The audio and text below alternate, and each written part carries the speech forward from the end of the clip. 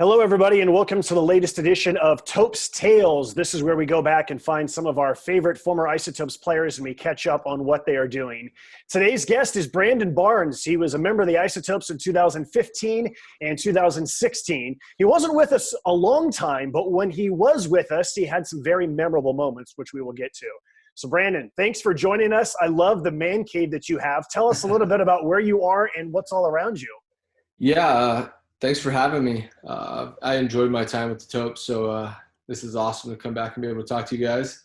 I'm in Anaheim, California. I was born, raised here, never left. But this is the man cave. This is we call it the game room, Dad's room. I've just got all around the room is there's bats lined up from guys I've played with. I got a pair of Cargos cleats right there. And there's just jerseys around the wall, around the room on the walls. And then I've got, you can't see them, but on the other side, I've got 3 seats from Denver, from the stadium that are bolted into the ground. And just a cool little hangout. We play video games in here, and I do the podcast from this room. Awesome. I love it. We'll talk about your podcast in a moment, but I want to start off with just, you mentioned you enjoyed playing for the Topes. When you think about Isotopes Park in Albuquerque, what are the biggest things that come back to your mind? The fans. I mean, I feel like every night it was sold out, and they did such a good job of making it such a great atmosphere to play in and the city and everybody kind of rallied behind you. And, I just had a blast. I mean, we had fun there. When I was there, that was my main goal is make sure these guys had fun. So I had a blast there. Yeah, 2016 was the year. It was a crazy year. At one point, the Isotopes were 17 games out of first place. Yeah. And then we got Ryan Tapia, and we got Pat Valleca, and we got Kyle Freeland, and we got Herman Marquez, and we got you. And then the next thing you know, we had this magical run and nearly snuck into the playoffs.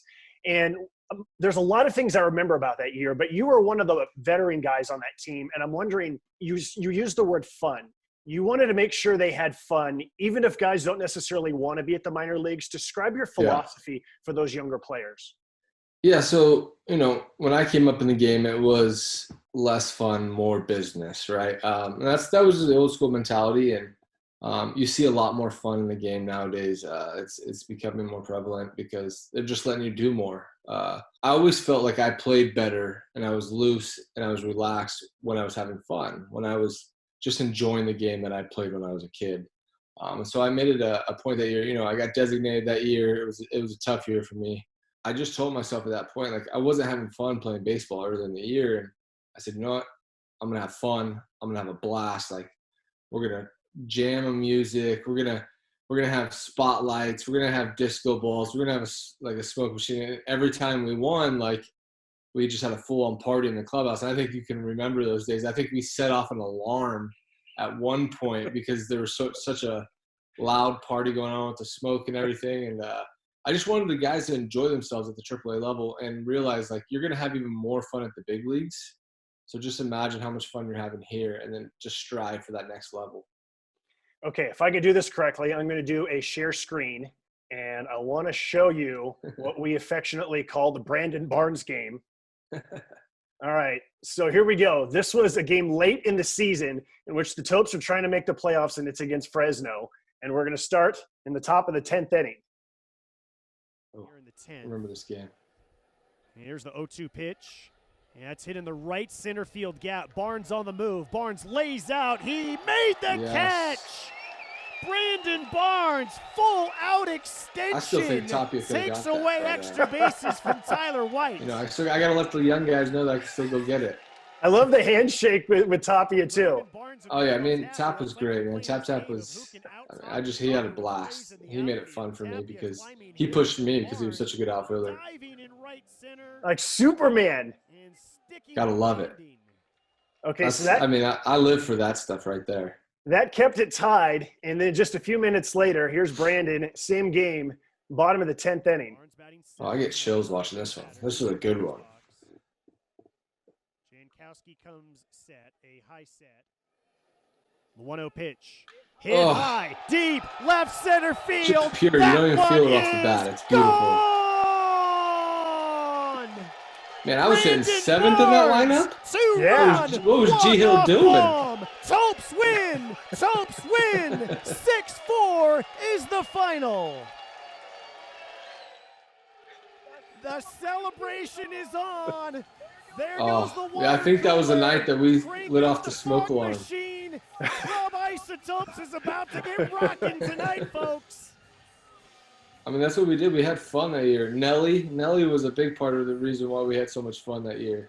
So Brandon Barnes, a no doubt. Yeah, I love this because not only and we were having fun and we were making that playoff push, but the manager on the other team was my manager in the minor leagues coming up with the Astros.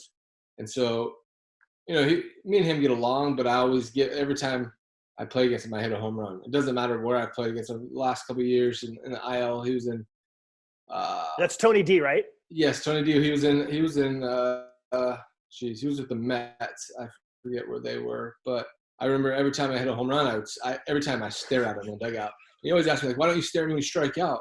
So I struck out one time and I stared at him, but I always enjoy playing against him and hitting a home run off him, especially like a walk-off like that. So it was cool. Yeah, so let's talk a little bit more about the celebration. I forget, was it Club Topes or Club Top? Or tell us a little bit more about what you guys did. You mentioned setting off the fire alarm that night. Yeah, so we when I got down there, we were struggling. The team was struggling a lot.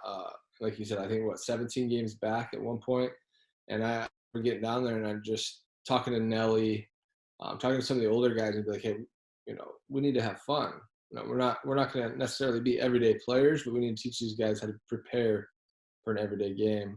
And so we're like, let's start Club Topes. I think we all pitched in a little bit of cash, and we got a smoke machine. We've got about 3 or 4 strobe lights, a disco ball, and we already had the huge speakers in there. And so we got the okay from everybody. And after every win, as we walked in, the smoke machine was going off. There was lights shooting everywhere, and everybody had to stay. This is the cool thing, because most guys usually try to get out of there as soon as possible these days, family or whatever. But we had a rule that you had to stay for 3 songs. So it was cool that everybody got to hang out, and we were dancing and partying and having fun, and it was just a blast. Like, just to know that, like, at the end of the night you can have fun, so that made you want to win even more. And instead of just going in there and kind of getting your clothes on and sulking and getting out of there, we made it fun after every game.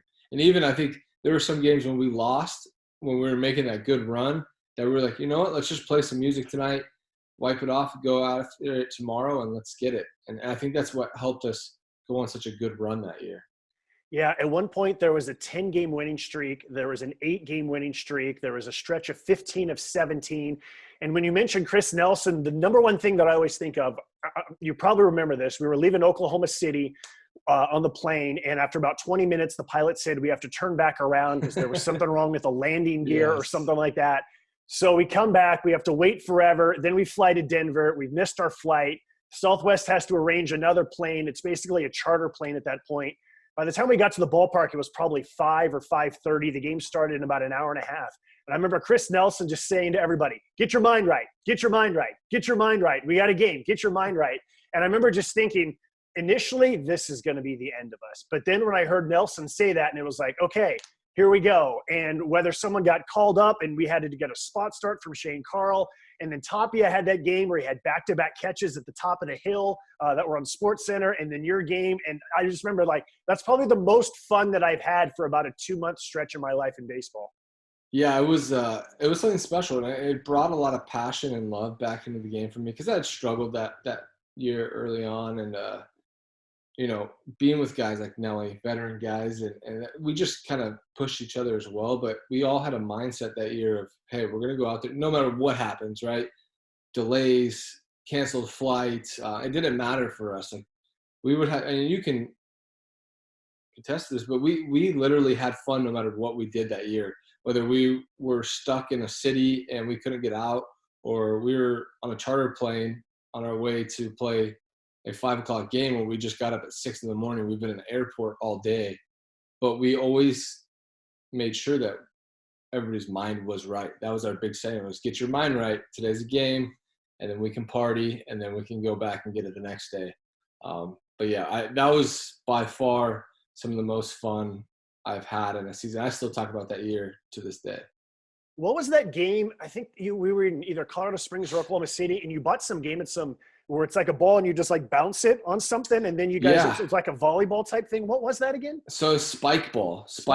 Yeah, we, me, Nelly, and some of the other guys, every day, like before practice, we'd be out there, shirts off, playing like an hour, 2 hours of spike ball before practice even started. So we're already dead tired. We're going out there practicing and then playing a game. It's just, I mean, we love to compete, and that's what it was. We had teams. I think Hoffman had a team. We just had a bunch of guys that would come out and compete and play. And, I think it got our mind right. It's like, hey, we're still going to compete every single day, no matter what we do. Let's talk a little bit more about some of the things you're doing. Tell us about your clothing line, first of all. Yeah, Blessed Lifestyle Co. It's based off of my life, pretty much. I grew up skateboarding, snowboarding, surfing, BMXing. It didn't matter. I did it all. And then with sports and fitness, it's more of like a lifestyle performance brand, but based off my faith. Blessed is something that I think I've always said that I've been blessed to be able to play this game for so long, and to be able to live in Southern California and be able to surf and skate and snowboard. It's just a blessing. And so I wanted that to mix with my faith and just kind of show who I am and what I am as a person. And it's been really fun. It's growing at a pretty good rate. So we're excited, and, it's just something that I enjoy. I've always enjoyed clothing, and I've tried to start a couple when I was younger, but never had the time. But it's been a blast, and I'm learning a lot. So it's been really cool. And also, you're doing a podcast yourself. We can kind of see the microphone to your left or right here on the screen. Yeah, tell us about your podcast and where we can find it. Yeah, so me and a really good friend of mine, Brian Mikowski, we started, he's a big beer guy, IPAs and everything, knows everything about beer. And I'm kind of a sports guy, but we started a podcast called The Couch, which I'm sitting on right now. This is the room. We play video games, we hang out, we drink beer, whatever. But we wanted to kind of combine the two, right? Sports and beer, they kind of mix. You don't go to a game without getting a beer and a hot dog. So we thought we'd talk about beer and all types of sports and have guys on.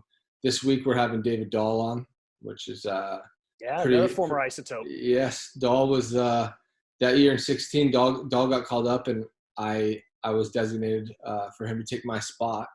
Which, no hard feelings. It's the game. It's the way the business is. And he earned, I think he hit like 400 that year in Albuquerque. So, I mean, the kid breaks. He's an all-star in the big leagues. So we're excited to have him on the show. I am going to give him a little crap about taking my job. But as you should. Yes. But no, we're excited. We've had a Super Bowl champ on, Sam Brenner, who played for the Broncos. We've had Christian Colon, who got the biggest hit in World Series history for the Kansas City Royals. We're going to have a bunch of people on the show. It's been awesome. So we just we want to get into their life, what they're doing right now in quarantine, and just get to know these guys more while sitting down and having a drink with them.